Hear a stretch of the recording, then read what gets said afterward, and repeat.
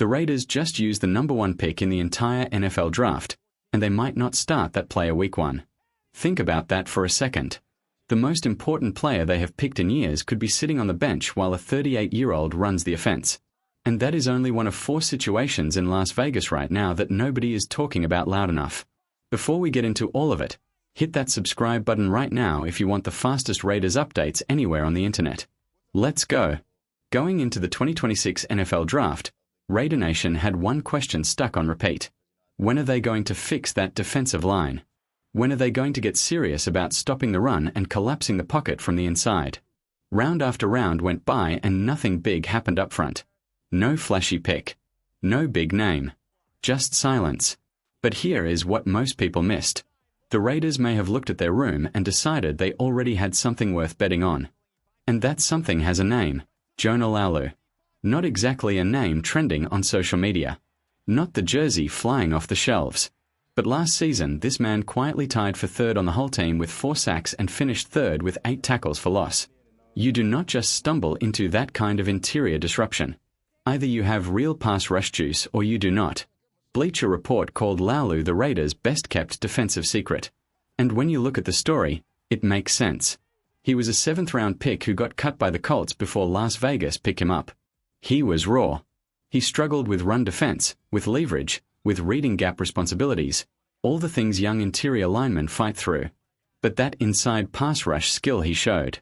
In today's NFL, that is not some minor bonus feature. That is the exact thing that changes how quarterbacks move, how offenses plan, and how edge rushers eat. Adam Butler is still in the building too. He had a quiet year with just 1 sack, but this is a veteran who put up 5 sacks in both 2023 and 2024. And the Raiders did not touch the defensive line until the 7th round of the draft. That is not an accident. That is a front office saying they trust what they have. Add Tonka Hemingway, who flashed 4 sacks as a rookie on limited snaps, and J.J. Pegs bringing that big body presence, and suddenly this room looks less like a problem and more like a bet. So the real question is simple. Did the Raiders ignore the position or did they quietly build something that nobody has fully noticed yet? But while one player might be quietly rising, another familiar face is looking at a very cold NFL reality, and fans have real history with this one.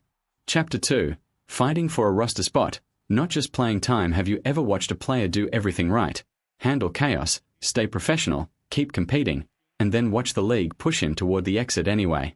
Because that is exactly what is happening with Aidan O'Connell right now, and it is uncomfortable to watch. Nobody is going to pretend O'Connell was some elite franchise guy. He was not. But he also was not some disaster throwing the team into the trash every week. In 21 games with 17 starts, he threw for 3,222 yards, 20 touchdowns, and 11 interceptions. That is a quarterback who proved he can function in real NFL games under real pressure. But then the Raiders signed Kirk Cousins. And then they used the number 1 pick on Fernando Mendoza. The second that happened, O'Connell went from starter to backup to, now, potential cap casualty. Bleacher Report listed him as the player most likely to get cut, and the math is not hard to understand. A 3rd-string quarterback on an expiring contract with a $3.8 million cap hit is a real conversation when a front office is reshaping a roster around a new vision. Who is actually to blame for O'Connell ending up in this spot? Is it the front office, the coaching, or just bad timing? Drop a name below. I want to see your answers. Here is the part that could save him though. Having a backup quarterback with 17 NFL starts is not nothing. 1 bad hit in the preseason, 1 injury in week 2, and teams start calling. Former Raiders lineman Lincoln Kennedy said O'Connell has real trade value, and that idea makes sense. Not a first-round package, but value. Yes. He can play backup quarterback in this league for a long time if he stays sharp and drama-free. The timing is the tricky part. Teams might wait to see if the Raiders release him for free rather than giving up anything in a trade. But if someone gets hurt during camp or preseason, that phone starts ringing fast. O'Connell did what fans always ask players to do. He competed, stayed out of the headlines, and handled the hard stuff quietly. And now he might get pushed out because the franchise finally found its new direction. That is the NFL. No επάλεγεις, no soft landings.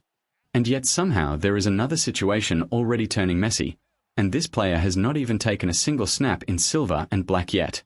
Big money, 0 guarantees, And a standoff before day one when a team brings in a veteran corner who was once an All-Pro, the first conversation should be about scheme fit, about coverage ability, about how he helps the secondary.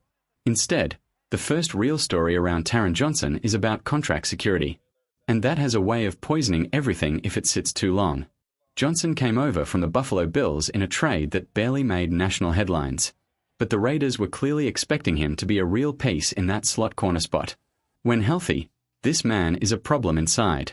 He reads route combinations, understands leverage, and makes life miserable for those quick option routes that eat soft defenses alive. The issue is he has dealt with injuries. Multiple times. And that is exactly why the contract conversation feels tense. According to reports, Johnson skipped voluntary off-season work and it is directly tied to his contract situation. He is on the books for $18 million across 2026 and 2027, but that money is not guaranteed. From his side, you understand it completely. If he gets hurt again, the team can walk away and he gets nothing. That is not greed. That is a man protecting himself in a league that will cut you the second you stop producing. From the Raiders' side though, you understand that too. This is a new player. He has not proved anything in this building yet. The team gave up limited assets in the trade because the risk felt manageable. Now before he even practices, the conversation is about adding guarantees. That is not the tone a new regime wants to set on day one. And here is the leverage move nobody should ignore.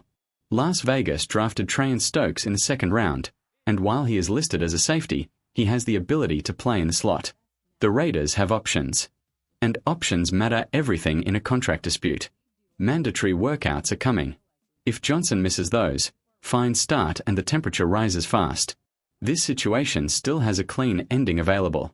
But right now, Taron Johnson already has one of the most delicate spots on the entire roster before he ever lines up. But every single situation on this list, eventually leads back to the same question. And it is the biggest one in all of Las Vegas right now. The clock on Mendoza, patience or fear. The Raiders took Fernando Mendoza with the #1 overall pick. That happened. It is real. And now the entire football world has an opinion on what comes next. Former coaches, Hall of Famers, analysts, everybody wants to talk about this because when you use the top pick on a quarterback, the pressure does not knock politely. It kicks the door in. Clint Kubiak knows exactly what Kirk Cousins brings to an offense. The experience, the timing, the professionalism, the ability to execute a game plan like a machine. Cousins has been doing this at a high level for over a decade. But he is going to be 38 years old when the season starts. He has not been a top-tier starter for a couple of years now. So this is not some untouchable legend blocking a kid who needs 2 years to develop. This is a real competition whether the team says it loudly or not. Herm Edwards went on Good Morning Football and said it straight. When you draft a quarterback #1, you cannot be afraid. If he is ready, play him. That line is going to echo through Raider Nation all summer long. And CBS Sports floated the idea that Week 3 against the Saints could be a smart debut target. Let Mendoza watch Cousins handle the first 2 weeks, then step in against a rebuilding defense. That actually makes some sense as a plan. Not because Week 3 is magic, but because it gives the rookie a real taste without burying him too early. But training camp can destroy every plan. What if Mendoza looks sharper in practice? What if teammates feel that spark and the whole building starts leaning his way? Cousins himself already said the right thing. The best player should play. No entitlement, no politics. If he is not the best option, he does not want the job. That matters because it removes every excuse. If Mendoza wins the room, the Raiders have to be honest about it. And yet one Hall of Famer sees this whole thing playing out very differently, and his take might be the most realistic one of all. Warren Moon went on camera and gave the other side of this debate. He does not think it hurts the Raiders if Cousins starts the whole season, because if Cousins is playing well all year, it probably means the team is winning games. But Moon also predicted Mendoza will likely be under center by around the midpoint of the season, maybe just past it. And honestly, that feels like the most realistic timeline whether fans love it or not. Raider Nation is impatient. And there is a good reason for that. This fan base has been through too many quarterback situations that promised something and delivered nothing. Too many false starts. Too many seasons where the hope lasted about 6 weeks before reality came crashing in. So when you finally get the #1 pick at the most important position in football, you do not want to hear about patience. You want to see the future. Right now. On the field. But Moon used a phrase that hits different for this franchise. He said you do not want to throw a young quarterback to the wolves before he is ready. And if you have watched what happens when a rookie is asked to carry too much too soon behind a shaky line with no support, you know exactly what that looks like. The NFL is not kind to quarterbacks who are not ready. Defensive coordinators will attack every weakness, the eyes, the footwork, the confidence, the protection calls, every single week until something breaks. So here is where it all lands. Herm Edwards is saying fear cannot control the future. Warren Moon is saying patience can protect it. And somewhere in the middle of those two truths, the Raiders have to make the most important call this entire new era has faced. Kubiak needs a real plan, not just a vague idea about letting Mendoza watch. There has to be a specific trigger, specific skills to master. A real moment where the decision gets made based on what the quarterback has shown, not based on what looks comfortable for the front office. Because the second Mendoza takes that first snap, everything changes. The fan base shifts. The expectations reset. The clock starts for real. And whether that moment comes week 1, week 3, or after Cousins proves he can still hold this team together, the Raiders better get it right.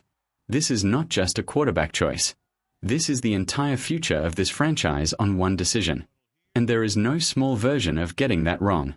That is where things stand right now, Raider Nation. A defensive lineman trying to turn flash into a real weapon. A quarterback who did everything right and might still lose his job. A veteran corner testing the front office before his first practice. And the biggest question hovering over all of it, when does Mendoza become the guy? This off-season has real hope in it. But the pressure is only getting louder. So tell me right now, start Mendoza early, let Cousins protect the timeline, or let Camp settle everything. Because whatever happens next, we ride with the silver and black. Just win, baby.